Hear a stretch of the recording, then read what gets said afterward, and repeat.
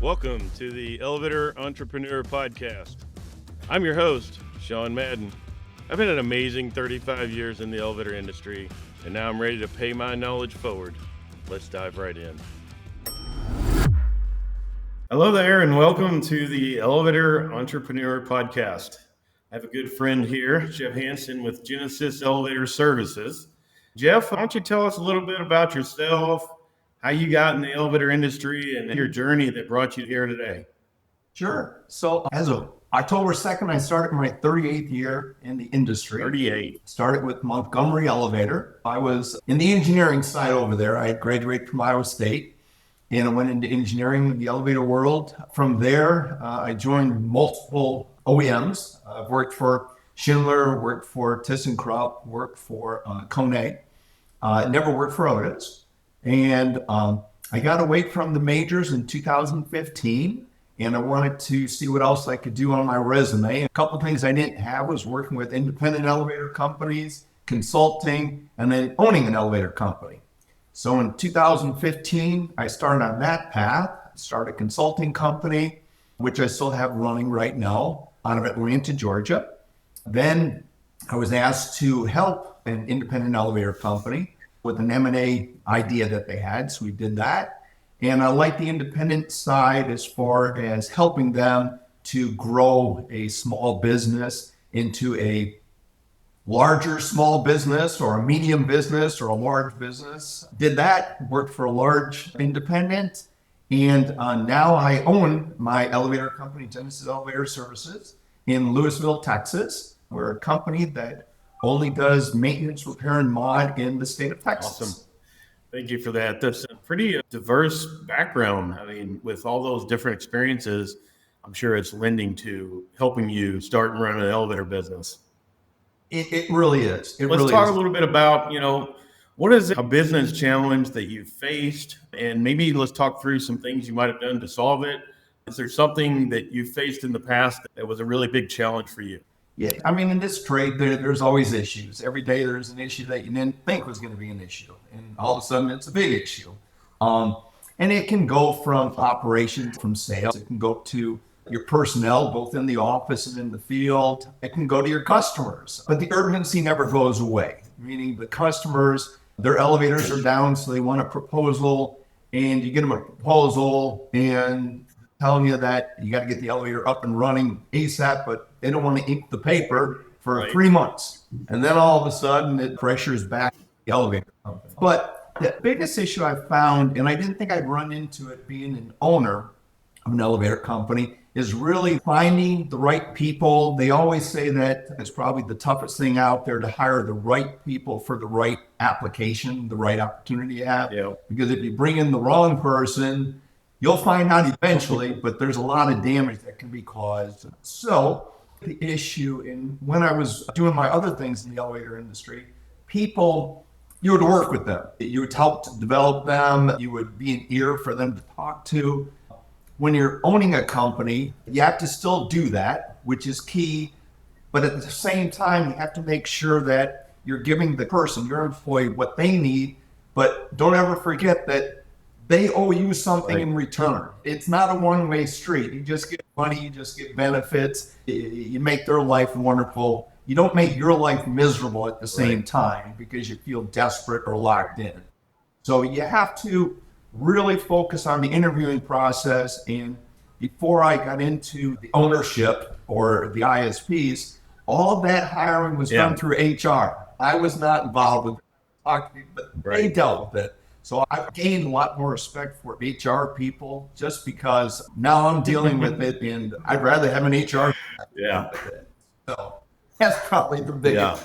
Yeah, you can always hire it out, but that's the big cost. And I think employees have always been a big challenge, no matter where you are in your business, because whether you're managing another business or you're owning your own business, it's always a challenge to find, recruit, bring them in, have good benefits, have good processes for interviewing and making sure you hire the right person. And then once you get them in, onboarding them and making sure that they're coming in with a good understanding of how you run your business, making sure they have the values and they know the mission and vision of the company. It is a big challenge all the way through actually closing it out. So, hopefully you don't have to get rid of them. But one of the things that we teach inside the eGrow program, and we're talking about doing another workshop on it, is the recruiting, interviewing, hiring, retaining process, because there's so many pieces of that puzzle. And to your point, you mess up one thing and you can still get a bad candidate. But if you have a real solid process through going through and interviewing and making sure you have the right candidate and making sure they have the right values for what you're trying to accomplish, then hopefully they're going to come in and do really good work for you and you're going to have a long-term relationship. At Madden, when I had my company, I didn't do so good early on. We did a lot of like, oh, are you breathing? If you breathe, then we told it the mirror test. So if you put a mirror and it fogged up, we're like, yeah, come to work. We'll train you, So, That's right. So I hired a lot of friends and Yeah. family Yes. and people that you could count on, because it's so hard to hire a stranger that you don't know anything about, you don't have any background on. I was very fortunate that, won't name a name, but there was a company that I knew a lot of the people and I knew the quality of the people. And when we grew to a certain point, I could recruit them at the right time and just continually recruit people that way. So that helped a lot for me growing my business. But it is a big challenge, and I hear it all the time from business owners, like finding talent and good talent, then the process of getting them in and making sure the right people and onboarding them and all those pieces of the puzzle. It is a definite challenge. What do you do now? Like, what is the process for how you go through it? Or what would you like to do in a perfect world?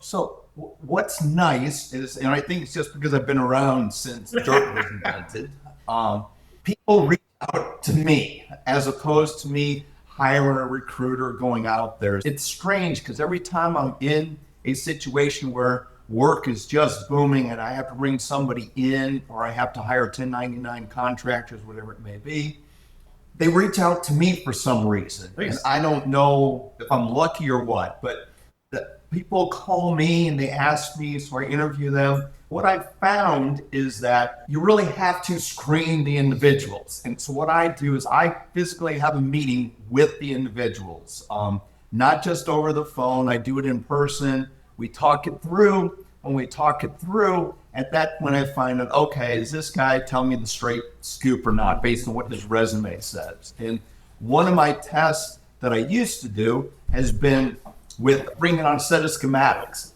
And I would just show them, a thick thing of schematics, and I'd say, all right, show me where the safety circuit is. And if they point to a call button wiring the circuit, I'm saying, okay, maybe they didn't understand the question. Let me explain it again. If they jump into a different type of circuit, and all of a sudden we're looking at the drive, I need to stop. So I keep the interview going, but that's how I weed people out. Now, there's really good people that can interview well, which is good. There's really good people that can make a really pretty resume. So then you just have to gamble. And you have to have faith that you're hiring the right person. Yeah. You bring the person in, you give them the challenges that you told them.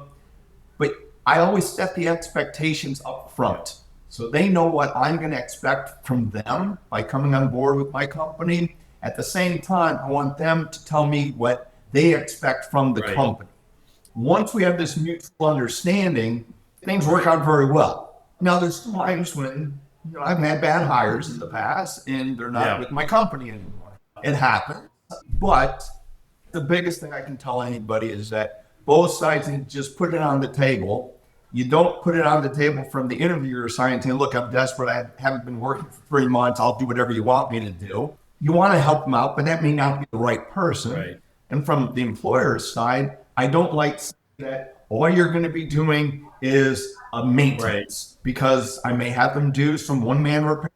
I may have them work in a crew. I may have them jump onto a mod just to be a second set of hands. They need to understand. And it's very clear at that time. And I believe I'm doing a very well job because I have some really talented people working for me. And I hope to grow and bring on more. But this is my process. Great. That sounds like a solid process. You reminded me of some things that we used to do at my company, and I forgot about them. But one of the things that I did is they sent us the resume. And then when they showed up, I would actually have them fill out an application. And even though it's a lot of the same stuff, I wanted to see how accurate it would be and how it matched up to the resume, right? Or how they have to get the data and make sure it's right. Because you can find people lie on the resume. And then if they have to physically fill out an application, it was kind of a process. While they were doing that, I had my wife work the front desk and ask them questions. And women are really good about judging people. And she would know like their family and how many kids they had, how many dogs they had, and all this stuff. And they also did a test. I had them do an assessment test. Like I have a service test for service mechanics, and then I had a mod test for mod installation mechanics. And the combination of all that stuff, she would bring up, and I would look at it, review it, and she would tell me her opinion. And then after a few minutes, I'd have her go back down and get the candidate and bring them up. Then we would do the interview, and I would ask them questions specifically about their resume and their application to see if it matched up, because you could tell if they're making the stuff up or not. Then I would just tell them to tell me a little bit about their journey, how they got from place to place and why they moved from place to place, in their opinion, even though they filled out reason left. Then one of the other things that I did is I scared them. Like I would scare them to death if I was like, listen, there's confined space. You're going to get very dirty. We work in some plants.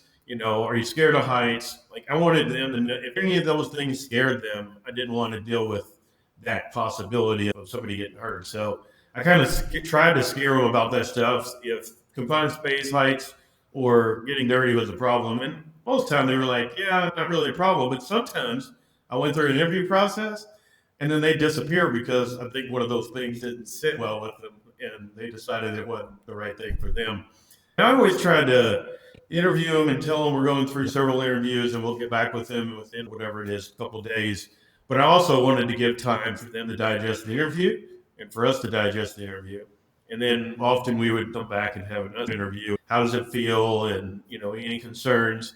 You have to have patience. They talk about hire slow and fire fast.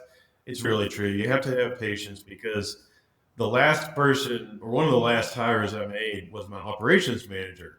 And I wanted to get it right. And I actually interviewed him. I was the fifth interviewee.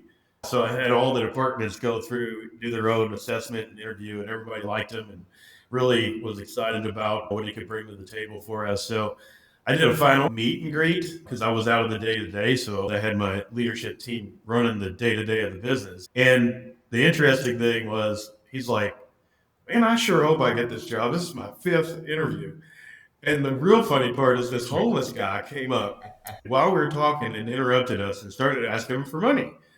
And he's like, well, sir, I'm in the middle of the interview. Is it possible I can get with you in a few minutes? And he put him over there in the corner. And then after I hired him, he came to me and said, did that guy work for you? Was he with your company? I said, no, that was just a random thing. He's like, I thought you all were like seeing how I'd react if this guy came up asking for money. I said, no, but that's a good idea. It's a great conversation, interviewing and hiring and retaining. Retaining is another one that I think sometimes gets forgotten. And I think it's all about the journey. And obviously doing annual reviews is important, but we ended up breaking it down and even to quarterly. So we would have quarterly conversations with them.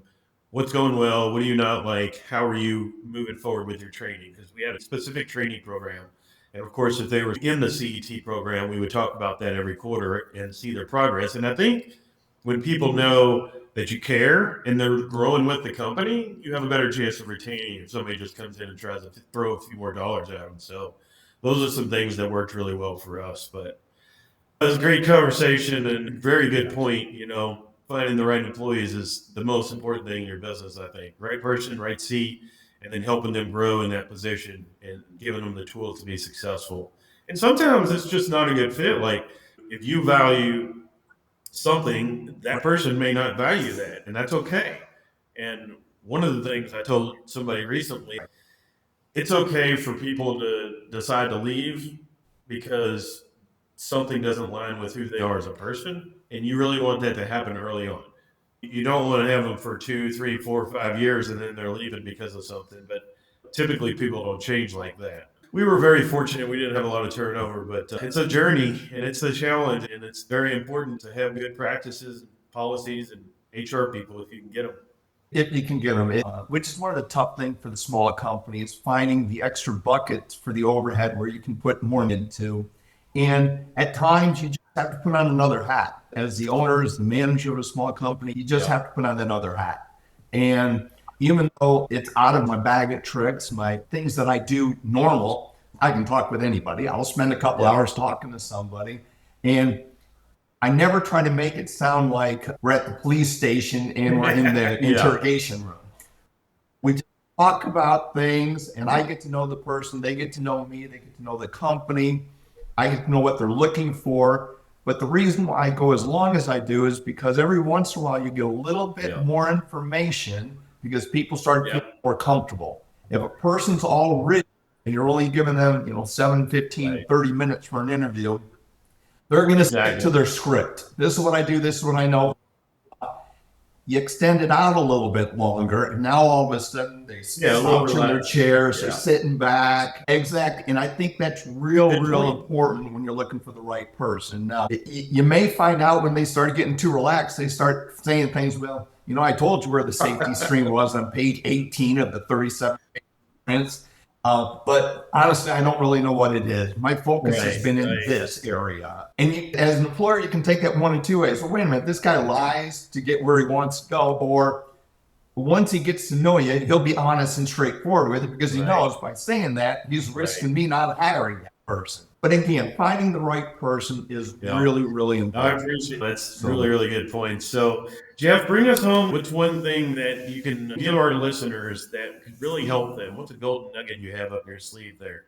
So the golden nugget is don't panic. When you get a lot of work coming in, don't panic and feel that you have to go do the work yourself or you have to hire the first person that answers your advertisement for a person.